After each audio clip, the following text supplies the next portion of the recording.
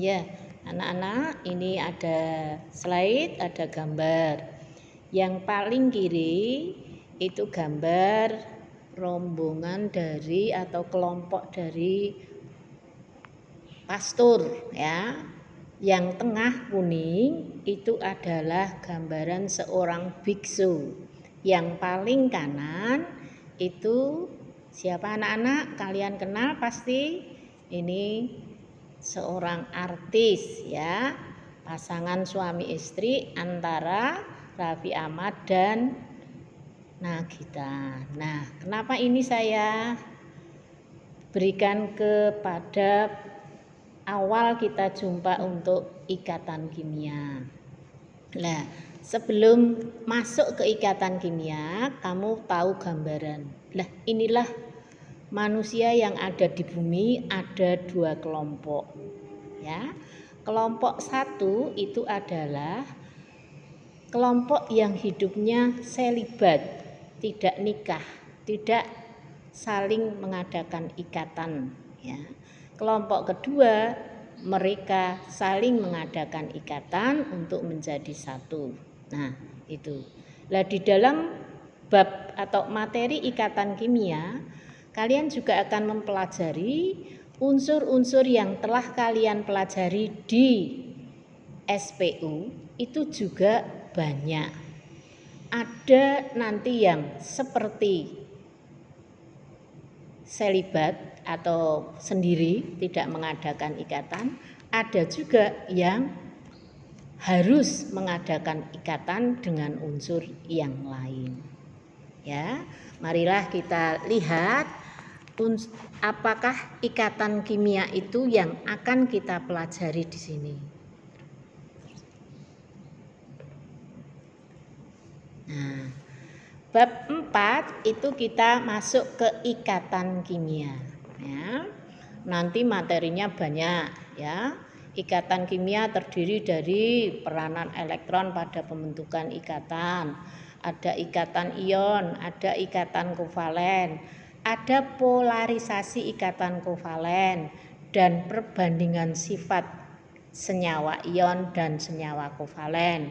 Diteruskan pengecualian dan kegagalan aturan oktet, lalu ada menggambarkan struktur Lewis dan ikatan logam. Tujuan pembelajaran itu banyak, nanti bisa kamu baca sendiri, ya. Satu, siswa dapat kecenderungan suatu unsur mencapai kestabilan dengan cara berikatan dengan unsur lain, dan seterusnya. Itu ada banyak tujuan yang kamu, sampai ada 16 tujuan, dapat menghubungkan sifat fisik materi dengan jenisnya. Ya, sekarang kita lanjut ke apa itu sesungguhnya ikatan kimia. Ya, mari kita lihat bersama-sama belajar, ya. Ikatan kimia adalah suatu gaya tarik-menarik yang menyatukan atom-atom pada pembentukan molekul. Bisa juga suatu gaya tarik-menarik yang menyatukan ion-ion pada pembentukan unit ion, atau suatu gaya tarik-menarik yang menyatukan suatu atom dengan atom lainnya, atau molekul satu dengan molekul lainnya membentuk zat. Ya. Sebelum masuk ke ikatan kimia, marilah kita lihat peranan elektron valensi pada pembentukan ikatan kimia. Ya, fakta di alam menunjukkan unsur-unsur gas mulia sukar bergabung dengan unsur lain. Menurut J.N. Lewis, hal tersebut dikarenakan unsur gas mulia memiliki struktur elektron yang stabil. Ya, bagaimana struktur elektron yang stabil? Kita bisa lihat, kita ingat di SPU golongan gas mulia itu anggotanya apa saja, ya. Ada helium nomor atom 2, neon 10, argon 18, kripton 36, xenon 54, sebetulnya ada masih radon itu 86. Radon itu yang radioaktif ya. Nah, kalau kita lihat di sini golongan gas mulia itu kita buat konfigurasinya itu akan sama, mempunyai elektron valensinya 8 dan kecuali He hanya 2. Nah, ini kesamaan anggota gas mulia seperti ini konfigurasinya. EV-nya 8 kecuali He itu 2. Yang 8 ini disebut struktur oktet. Sedang yang 2 He itu adalah duplet. Ya, jadi inilah yang menunjukkan gas mulia termasuk unsur yang sukar bergabung karena memiliki struktur oktet atau struktur yang sudah penuh, EV-nya 8. Ya. Kesimpulan unsur yang stabil itu bisa kita lihat jika elektron valensinya penuh atau 8 atau oktet. Ya. Terus kita lanjutkan aturan oktet. Aturan oktet di sini untuk menentukan kestabilan suatu unsur itu kecenderungan unsur-unsur selain gas mulia menjadi konfigurasi elektronnya stabil sama seperti gas mulia.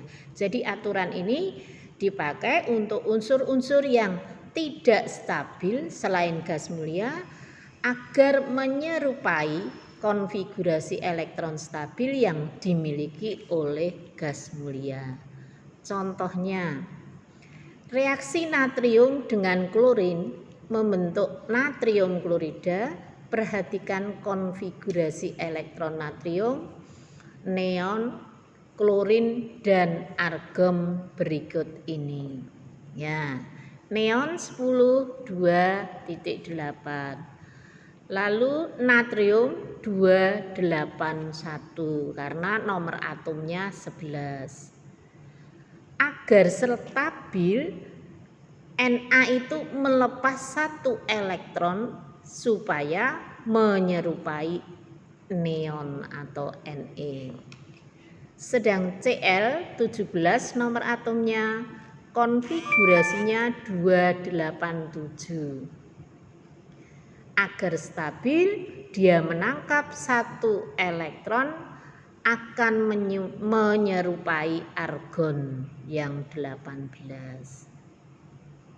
Nah, kita lanjutkan. Kalau 18 kan 288. Lambang Lewis. Lambang Lewis adalah lambang atom disertai elektron valensinya. Lambang Lewis ini gunanya untuk menyederhanakan penulisan konfigurasi elektron. Lambang Lewis ini untuk unsur-unsur periode kedua dan ketiga sebagai berikut. Kita lihat bersama-sama periode 2 golongan 1A itu Li, lalu golongan 2A Be, 3AB, 4AC, 5AN, 6A itu O, 7AF, dan 8A Ne. Nah, lambang Lewis itu yang digambarkan adalah EV-nya. Li itu kenapa hanya 1 titik? Ya, 1 elektron yang itu EV-nya 1 karena Li coba dilihat di SPU nomor atomnya 3. Maka konfigurasinya 2.1 yang digambarkan itu 1 elektron. Be 4 2 kiri dengan kanan. B5 2.3 yang digambarkan 3 dan seterusnya ya. Itu digambarkan EV-nya sampai F itu nomor 9 nomor atomnya. Konfigurasinya 2.7, maka yang digambarkan di F itu ada 7 elektron. Ne 10, maka konfigurasinya 2.8, maka Ne ini sudah 8, sudah stabil 4 pasang elektronnya. Begitu juga untuk periode 3, Na11,281 ya 1 yang digambarkan. Mg12 282 berarti 2 dan seterusnya sama pada periode 2. Contoh, kita akan menuliskan lambang Lewis disertai elektron valensinya dalam posisi sesuai kaidah oktet atau duplet. Contohnya C6, nomor atom 6, konfigurasinya 2.4. Maka lambang Lewisnya C dengan 4 elektronnya. N, nomor atom 7, lambang Lewisnya karena konfigurasinya 2.5, EV-nya 5 digambarkan 5. Lalu O8, konfigurasinya 2.6, EV-nya 6, lambang Lewisnya itu O itu punya 6 elektron. Nah, dibandingkan dengan konfigurasi gas mulia terdekat yaitu Ne, neon, natrium kelebihan 1 elektron. Sebaliknya Cl kekurangan 1 elektron ketika natrium direaksikan dengan klorin. Maka 1 elektron berpindah dari atom Na ke atom klorin. Setelah terjadi transfer elektron terbentuk ion Na+28 dan ion Cl-288. Cl sudah menerima lepasan elektron dari ion Na. Yang keduanya stabil dan keduanya ada gaya tarik-menarik antar ion yang berbeda muatan. Lah, inilah yang dinamakan ikatan ion. Kita lanjut. Suatu atom agar memiliki struktur elektron stabil ada beberapa cara yang lain sehingga terbentuk beberapa jenis ikatan kimia. Nah, kita lihat ikatan ion atau ikatan elektrovalen dalam menggambarkannya. Atom-atom yang mempunyai energi ionisasi rendah berinteraksi dengan atom yang mempunyai afinitas elektron besar. Akan terjadi peristiwa pembentukan ion positif. Nah, kemarin ion positif itu apa? Ingat kembali. Ion positif terbentuk ketika suatu atom melepaskan elektron. Atom-atom yang cenderung mudah melepas elektron valensi memiliki energi ionisasi rendah. Ya, ini sifat-sifat di SPU kemarin sudah diterangkan. Atom-atom ini umumnya golongan logam, terletak pada golongan 1A kecuali H dan golongan 2A masing-masing melepaskan 1 dan 2 elektron valensi. Yang B, ion negatif. Ion negatif terbentuk ketika suatu atom menerima elektron. Atom-atom yang mudah menerima elektron mempunyai afinitas elektron yang besar. Atom-atom ini terletak pada golongan 6A dan 7A. Untuk memperoleh kestabilan sesuai dengan aturan oktet, unsur dengan valensi 6 dan 7 akan dengan mudah menerima elektron. C. Tarik-menarik antara dua jenis ion. Terjadi dua jenis ion tersebut menimbulkan gaya tarik-menarik yang disebut ikatan ion atau heteropolar atau elektrovalen. Lanjutnya. Udah, sudah. dulu.